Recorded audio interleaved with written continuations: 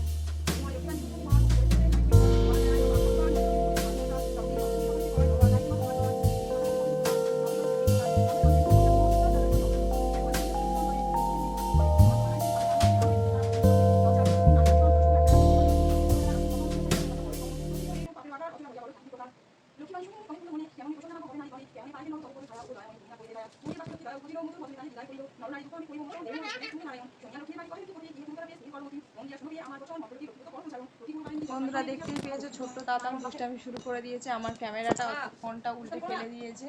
তো যাই হোক, বারবার এইভাবে তো ফোন তোলা যায় না, পাঁচালি পাঠ করছি আর যেটা কিনা মন থেকেই করছি, তাই আর ফোনটাকে তুললাম না। ও যা করছে করুক, আমি আমার পুজোটা সেরে নিচ্ছি।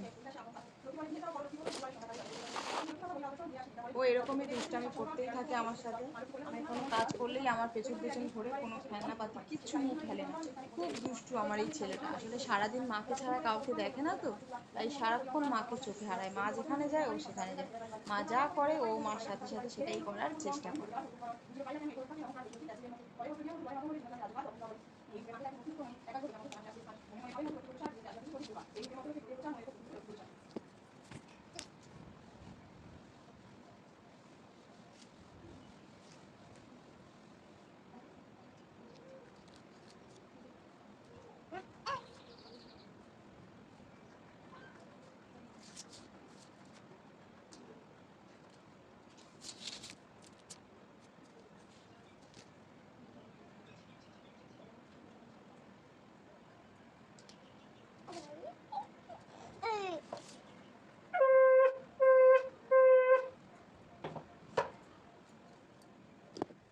যাই হোক, এত কিছু শেষে অবশেষে আমার পুজোটা শেষ হয়েছে।